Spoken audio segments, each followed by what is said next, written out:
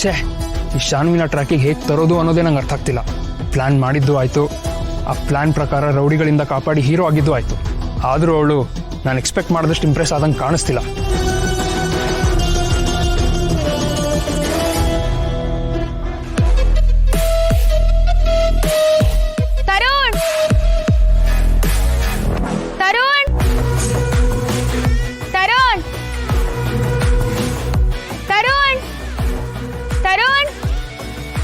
Shanvi, hi, ನಾನು ಇಲ್ಲಿದ್ದೀನಿ.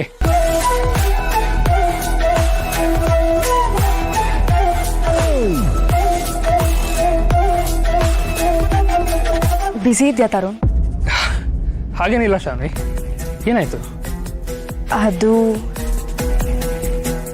ನನಗೆ ನಿನ್ನಿಂದ ಒಂದು ಹೆಲ್ಪ್ ಆಗಬೇಕಿತ್ತು ತರುಣ್. ಕೇಳಿಸ್ತಾ? ಹಾಂ ಶಾನ್ವಿ, ಕೇಳಿಸ್ತು. ನಮ್ಮ ಮಧ್ಯದಲ್ಲಿ ಇದೆಲ್ಲ ಫಾರ್ಮಾಲಿಟೀಸ್ ಬೇಕಾ? ಬಟ್ ಸ್ಟಿಲ್ ನನಗೆ ನಿನ್ನಿಂದ 2 ಹೆಲ್ಪ್ ಆಗಬೇಕು. ಒಂದು, ಹಿತಾನ ಅಣ್ಣನ ಒನ್ ಮಾಡೋಕ್ಕೆ ನಾವಿಬ್ಬರು ಟ್ರೈ ಮಾಡಬೇಕು. ನಮ್ಮಿಂದ ಏನೆಲ್ಲ ಆಗುತ್ತೋ ಅದನ್ನೆಲ್ಲ ಮಾಡಬೇಕು. ಅದಕ್ಕೆ ನಿನ್ನ ಹೆಲ್ಪ್ ಬೇಕು ತರುಣ್.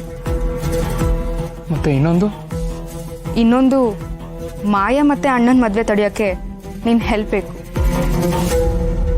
ಮಾಡ್ತೀಯ ಅಲ್ವಾ? Yeah sure Shanvi. ಈ ವಿಚಾರದಲ್ಲಿ ನಾನು ನಿನ್ನನ್ನು ಮಾತ್ರ ನಂಬೋದು ತರುಣ್. ಸೊ ನನಗೆ ನಿನ್ನ ಹೆಲ್ಪ್ ಬೇಕೇ ಬೇಕು. ಪ್ಲೀಸ್ ನಂಗೆ ಹೆಲ್ಪ್ ಮಾಡ್ತೀಯ ಅಲ್ವಾ? Definitely Shaan, will do it. ತಲೆ ಕೆಡ್ಸ್ಕೋಬೇಡ. Thank you so much Tarun.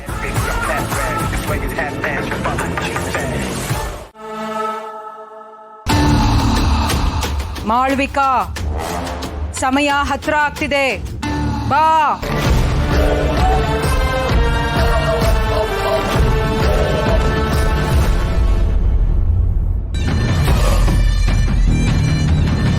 ಅಮ್ಮ, ಬರೋಕ್ ಹೇಳಿದ್ರಿ, ನನ್ನಿಂದ ಏನಾಗಬೇಕು? ಅಪ್ಪಣೆ ಆಗಲಿ. ನಾಳೆ ರಕ್ತಚಂದ್ರ ಹುಣ್ಣಿಮೆ. ಪೂರ್ಣಚಂದ್ರ ಉದಯಿಸೋ ಹೊತ್ತಿಗೆ ನಿನ್ನ ಶಕ್ತಿ ಅತ್ಯಂತ ಬಲಿಷ್ಠವಾಗಿರುತ್ತೆ. ನಿನ್ನ ದಾರಿಗೆ ಅಡ್ಡಿ ಉಂಟು ಮಾಡ್ತಿರೋ ಆ ಶಕ್ತಿನ ಬಂಧಿಸೋಕೆ ನಾಳೆನೇ ಸರಿಯಾದ ದಿನ. ಆಗ್ಲಿ ಅಮ್ಮ, ನಾನು ನಾಳೆನೇ ಆ ಶಕ್ತಿನ ಬಂಧಿಸೋದಕ್ಕೆ ಎಲ್ಲ ತಯಾರಿನೂ ಮಾಡ್ಕೋತೀನಿ.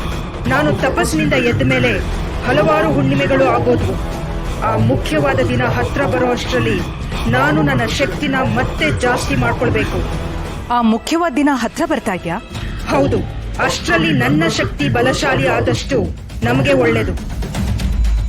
ಹಾಗಾಗಿ ನಾನು ಮುಂದಿನ 8 ರಕ್ತಚಂದ್ರ ಹುಣ್ಣಿಮೆಗಳವರೆಗೂ ತಪಸ್ಸಿನಲ್ಲಿರ್ತೀನಿ. ಯಾವುದೇ ಕಾರಣಕ್ಕೂ ನನ್ನ ತಪಸ್ಸಿಗೆ ಭಂಗ ಉಂಟಾಗಬಾರ್ದು.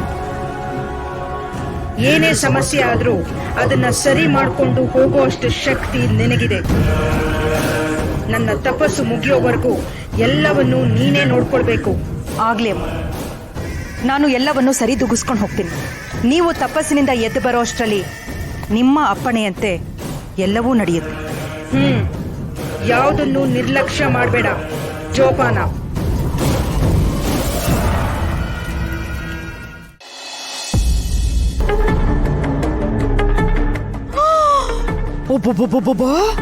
ಇದು ಮನೆ ಏನು? ಚಿಕ್ಕಮ್ಮ, ಏನಾಯ್ತು? ಯಾಕೆ ಹೀಗೆ ಅಳ್ತಿದ್ದೀರಾ? ಅಪ್ಪ ಚಿಕ್ಕಪ್ಪ ಹುಷಾರಾಗಿದ್ದಾರೆ ತಾನೆ? ನೀವೀಗ ಅಳ್ತಿರೋದು ನೋಡಿದ್ರೆ ನಂಗೆ ಯಾಕೋ ತುಂಬಾ ಭಯ ಆಗ್ತಿದೆ.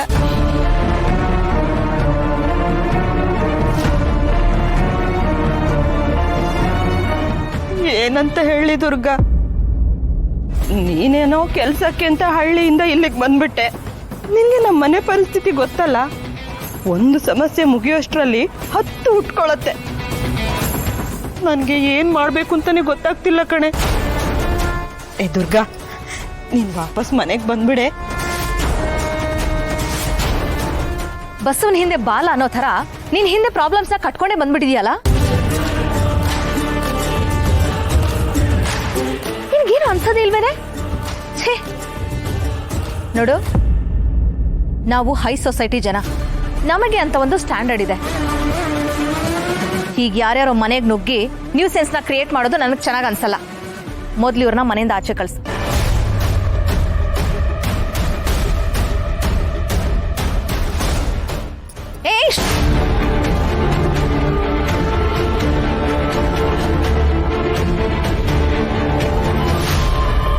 ಅದನ್ನೆಲ್ಲ ಮುಟ್ಬಾರ್ದು, ದೂರ ಇರಿ.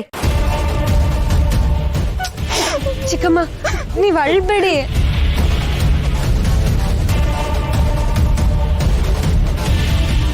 ಇವ್ರೇನೋ ದುರುದ್ದೇಶ ಇಟ್ಕೊಂಡ್ ಬಂದಿದ್ದಾರೆ ಅಂತ ಅನಿಸ್ತಿದೆ.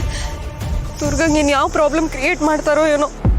ದುರ್ಗಾ, ನೀನು ವಾಪಸ್ ಮನೆಗೆ ಬಂದ್ಬಿಡಮ್ಮ.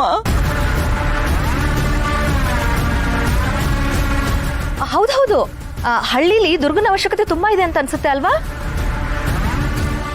ದುರ್ಗಾ, ನೀನೇನು ಯೋಚನೆ ಮಾಡ್ಬೇಡ, ನಿನ್ನನ್ನು ಕಳಿಸ್ಕೊಡೋ ವ್ಯವಸ್ಥೆ ನಾನ್ ಮಾಡ್ತೀನಿ. ಹಾ,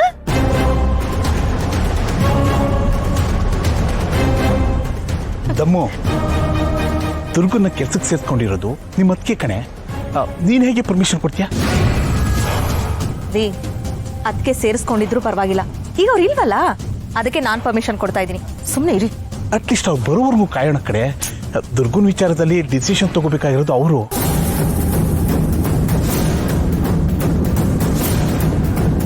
ರೈಟ್ ಮಾಮ್, ನನಗೂ ಡ್ಯಾಡ್ ಹೇಳಿದ್ದು ಸರಿ ಅನಿಸ್ತಿದೆ. ಹಾ, should wait until they come home. ಅಲ್ವಾ ಮತ್ತೆ? ಈ ದುರ್ಗನ ಮನೆಯಿಂದ ಆಚೆ ಹಾಕೋಕ್ ಸಿಕ್ಕಿರೋ ಗೋಲ್ಡನ್ ಚಾನ್ಸ್ ಇದು. ನಾನಂತೂ ಮಿಸ್ ಮಾಡ್ಕೊಳ್ಳಲ್ಲ. ಈ ಪ್ರಾಣಿ ಸಾಲದು ಅಂತ ನನ್ನ ಮಗ ಬೇರೆ. ಛೀ.